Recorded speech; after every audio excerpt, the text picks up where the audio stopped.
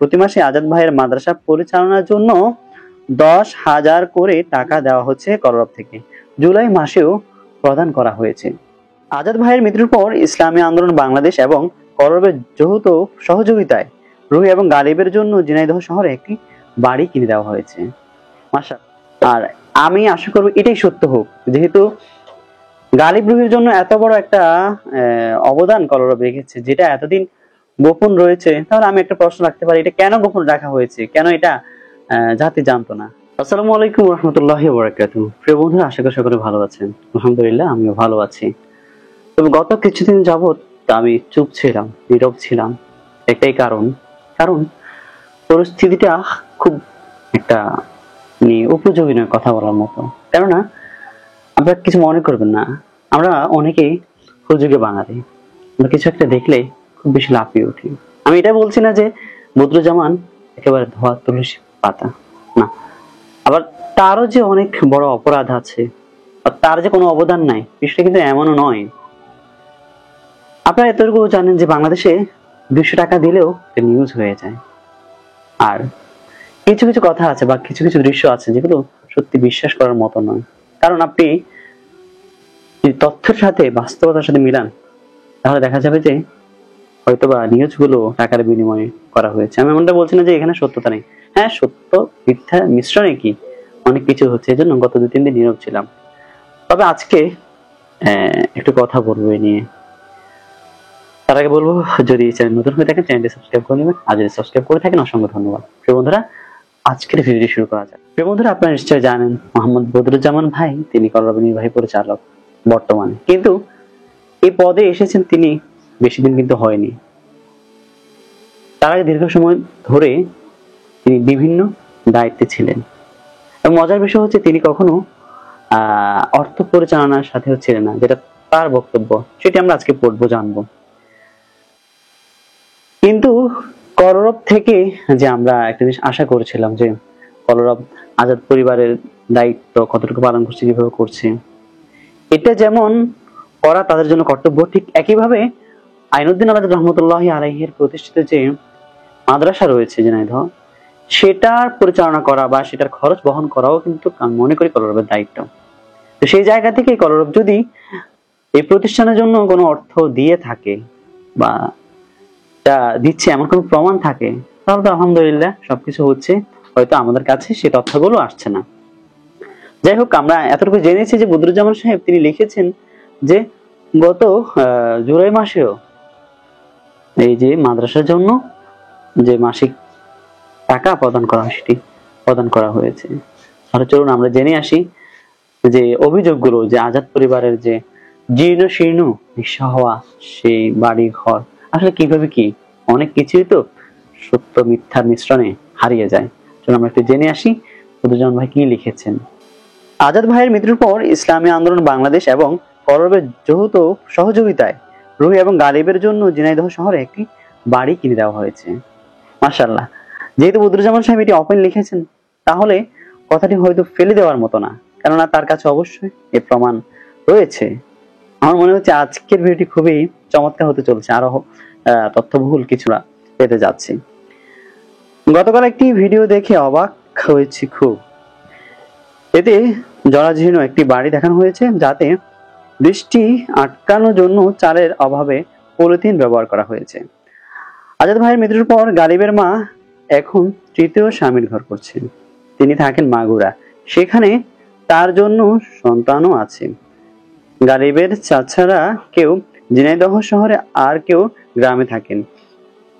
গালিবের জন্য ক্রয়কৃত শহরের বাড়িটি ভাড়া দেয়া।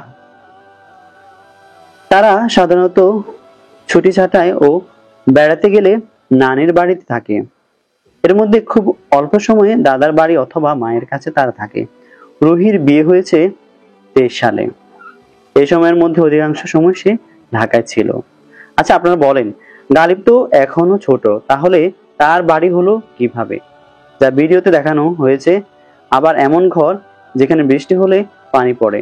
আজকে তার দুলাভাই ফরহাদকে জিজ্ঞেস করলাম, গালিবের এ ঘর কি আগে তুমি দেখেছো? সে জানালো দেখেনি। ভিডিওতে পরিকল্পিতভাবে তাদের কিনে দেওয়া শহরের বাড়ির কথা গোপন করা হয়েছে। এই পয়েন্টটুকু আমি আবারও আপনাদেরকে বলবো যে নোট করতে, কেননা এটি খুবই ইন্টারেস্টিং বিষয়। যেহেতু এটা ওপেন এখন বলা হচ্ছে, তাহলে এর সপক্ষেও জামান সাহেবের কাছে ডকুমেন্টস রয়েছে। আর আমি আশা করবো এটাই সত্য হোক, যেহেতু গালিব রুহির জন্য এত বড় একটা অবদান কলরব রেখেছে, যেটা এতদিন গোপন রয়েছে। তাহলে আমি একটা প্রশ্ন রাখতে পারি, এটা কেন গোপন রাখা হয়েছে, কেন এটা জাতি জানতো না? চলুন আমরা আরো সামনে যাই। মানুষের সিম্পিতির জন্য তারা এতটা নিচে নামছে ভাবতেই পারছি না। এই ঘটনার সাথে আরেকটা মিল আছে। 2018 সালের দিকে তার চাচা একজনের ভিডিওতে বলছিল, গালিব এতিমখানায় ফ্রি পড়ে, ঈদে আমাদের বাড়ি এসেছে ময়লা পাঞ্জাবি আর ছেঁড়া জুতা পরে। কলরব তাকে দেখে না, ওদের অবস্থা খুব করুণ। আমরা সেই ভিডিও দেখে মুগ্ধ হয়ে গালিবের সাথে নিয়ে চাচাকে কল দিলাম, রেকর্ড সংরক্ষিত। বললাম, ভাইজান ভিডিওতে এগুলো কি বলছেন? আপনি কি জানেন গালিব কোথায় পড়ে? তিনি বললেন, তার মা আমাকে বলেছে সে এতিমখানায় পড়ে। সেটা জুতা ময়লা পাঞ্জাবি পরা গালিবকে দেখে আমরা কষ্ট পেয়েছি খুব। তখন আমরা তাকে সাথে সাথে জামা জুতা কিনে দিয়েছি। আমি তখন ওনাকে ফোনে রেখে গালিবকে জিজ্ঞেস করলাম, ঈদে তোমাকে কি কি কিনে দিয়েছি তোমার চাচাকে বলো। সে ঈদে তাকে জামা জুতা পায়জামা ব্যাগ কিনে দিয়েছিলাম, এগুলোর কথা বলল গালিব। তার চাচা বলেছে, বাবা আমি তোমাকে জিজ্ঞেস করেছিলাম ছেঁড়া জুতা কেন, তারা কি ঈদে কিছু দেয়নি তোমায়? তুমি তো না বলছো তখন। গালিব বলেও, এটা আম্মু বলতে বলছিল, আপনারা যে এভাবে না বললে কিছু দেন না, তাই মিথ্যা বলছিলাম। গালিব সে সময় আন্তর্জাতিক কারি হাফেজ মাওলানা নাজমুল হাসান সাহেবের মাদ্রাসায় পড়ে, অথচ মিথ্যা নিউজ ছড়িয়ে দেওয়া হয়েছিল সে এতিমখানায় ফ্রি পড়ে। এভাবে কিছুদিন পর পর নানা রকম মিথ্যা নিউজ ছড়িয়ে কলরবকে বিতর্ক করার চেষ্টা করে একটা চক্র। কলরব একটি সাংস্কৃতিক সংগঠন। 2012 সালের জুন থেকে এটি আমরা পরিচালনা করছি।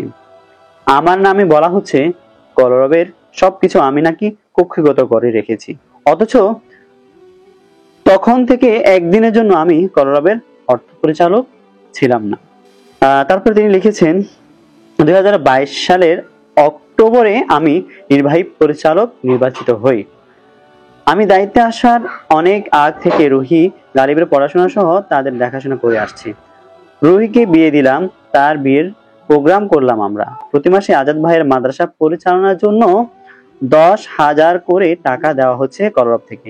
জুলাই মাসেও প্রদান করা হয়েছে। এমন সুন্দর সম্পর্ক থাকার পরেও আমাকেও কলরবকে না জানিয়ে, কোনো মুরব্বীদের না জানিয়ে আমাদের সামাজিক অবস্থান নষ্ট করার উদ্দেশ্যে একের পর এক পরিকল্পিত মিথ্যা নিউজ করে যাচ্ছে। আচ্ছা বলেন, ওরা এতিম টার্ম কার্ড শুনিয়ে কোনো আলোচনা ছাড়াই আমাকে সহ কলরবকে ভিকটিম বানিয়ে লাখ লাখ টাকা খরচ করে পত্রিকায় মিথ্যা নিউজ করার বৈধতা কি আছে? যদিও পেছন থেকে টাকা ঢালছে অন্যরা, যারা এক দশক কলরবের পেছনে লেগে আছে। লোভ দেখিয়ে মিথ্যা আশ্বাস দিয়ে আজাদ ভাইয়ের পরিবারকে দিয়ে বানাচ্ছে এসব আজগুবি কথাবার্তা। পরিবারকে দিয়ে বলাচ্ছে এসব আজগুবি কথাবার্তা। দুঃখ লাগে যখন দেখি দীর্ঘ বছর কলরবের তত্ত্বাবধানে আমাদের স্নেহ ভালোবাসায় বেড়ে ওঠা গালিব ও রুহি মিডিয়ার সামনে কথা বলছে যে আমরা কিছু করিনি ওদের জন্য, অথচ কলরবের যখন কোনো আয় ছিল না তখন থেকে আমরা আগলে রেখেছি তাদের। আর তা শুধু এই জন্যই যে ওরা আজাদ ভাইয়ের রক্তের সন্তান, আমরা হলাম রুহানি সন্তান। এই সম্পর্ক বন্ধনের দাবি 2010 সাল থেকে 2025 সাল পর্যন্ত আমরা কখনোই ভুলিনি, অথচ এ ছিল তাদের পক্ষ থেকে প্রতিদান। আমরা এই করেছি সেই করেছি এগুলো বলা সমীচীন লাগে না, কিন্তু কলরবকে যারা কাছ থেকে দেখেন জানেন, তারা প্রতিনিয়ত সাক্ষাতে মোবাইলে বারবার তাগাদ দেন মানুষকে প্রকৃত সত্য জানাচ্ছি না বলে। কি বলবো ভাই, কিছু বলতে গেলেই তো আজাদ ভাইয়ের নাম নিতে হয়, তাদের নামের আগে আজাদ ভাইয়ের নাম উল্লেখ করা লাগে, তখনই হৃদয়ে রক্তক্ষরণ হয়।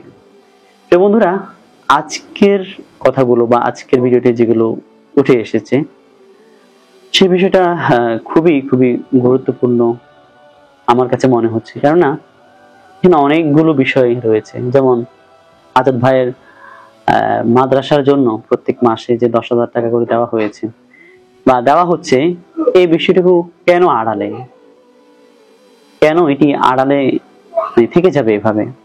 ঠিক একই সাথে গারিব রুহির জন্য যে একটি বাসা কিনে দেওয়া হয়েছে এবং সেটিও কেন আড়ালে রয়ে গেছে বা সেটিও কেন আমরা জানতাম না? এই বিষয়গুলোর উত্তর হয়তো আমরা পরবর্তীক্ষণে জানতে পারবো। তো আজকের ভিডিওটা কেমন লেগেছে সেটা কমেন্ট করে জানাবেন। আর যারা সমাধান সমাধান বলে আমাদের কাছে বলছেন, আসলে সমাধান তো এভাবে হবে না। সমাধান হওয়ার জন্য নিজেদের যে স্যাক্রিফাইস দরকার, অর্থাৎ আজাদ পরিবারের যতটুকু মানে কলরবের সাথে বসা দরকার ততটুকু আমি মনে করি বসা উচিত। আবার জামান ভাইদের পক্ষ থেকেও তাদের প্রতি যথাযথ সম্মান, ভালোবাসা, ইজ্জত রেখে তাদের যদি ভুল হয়ে থাকে সেই ভুলগুলোকেও খুব সুন্দরভাবে দেখে তাদের সাথে বিষয়টিকে সুন্দর করে সমাধান করা যায়। আশা করি আজকের ভিডিওতে অনেক কিছু জানতে পেরেছেন। ভালো থাকবেন, সুস্থ থাকবেন, দেখা হবে, কথা হবে আবার নতুন কোনো ভিডিওতে। আসসালামু আলাইকুম রহমতুল্লাহ।